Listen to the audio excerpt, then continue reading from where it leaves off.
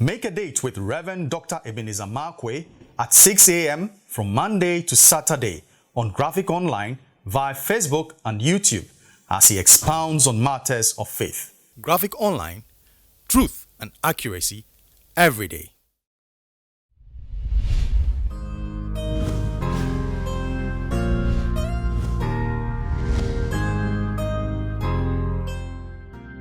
Hello, this is Reverend Dr. Ebenezer Markwei of Living Streams International, bringing you matters of faith with Graphic Online. I'd like to capture my thoughts still with the same line that we just shared the other day, Deep End Blues Part 2. Deep End Blues Part 2. The first part we talked about people transferring their anxiety to Moses in such a way that, the anxiety forced Moses also to pray prayers of anxiety. But guess what? The other part that I'm trying to bring across this morning is, why would God lead people to a dead-end situation?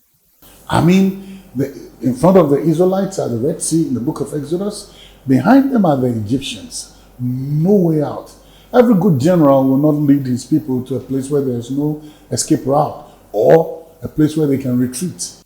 That's part of the battle plan. It looks as if God led his people to a place with no battle plan ahead. Just in case things don't go right.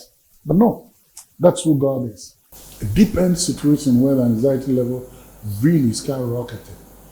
In front of you is an impossibility. Behind you is death. No way out. Sometimes when you think this is the end and you're about to throw in the towel, that's when God shows up. That's when, sometimes when you think that, boy, I just lost this. Boy, something's going to happen to me. Boy, I can't make it. Boy, or girl, this is it. And then God shows up. That space where it looks like it is impossible, that is when he wants you to have trust in him. That is when he wants you to have faith in him. That is when you need to drop your baton of anxiety. That is when you need to put away your fears. That is when you need to say to yourself that I'm not going to go down.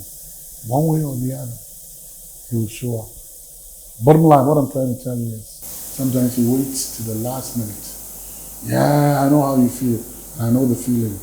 And sometimes it happens, and then I'll say to God, did you have to wait until my breath was nearly over, until I had given up?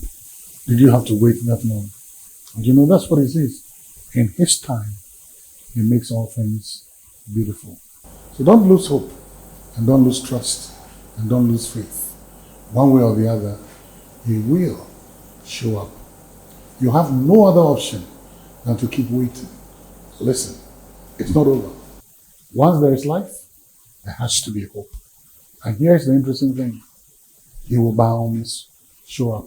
Listen, he has too much investment in you to allow people to say he was not your God. He has too much at stake in you to allow people to walk around and think that you are a hopeless person. That's not him. That's not him. Every word he has spoken, he will keep. He watches over his word to keep. He keeps his promises. He's a faithful God, and he has never failed. You are not going to be the person who is going to be put as God's failure. You are not going to be the person. All those people in the Bible, you are not going to be the one who is going to end and bring in a new statement of a God who is unfaithful.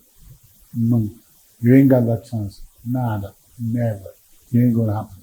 Listen, he will show up. Albeit in the last minute. Sometimes our breath is over. But guess what? That's who he is. That's how he does his things. Don't give up.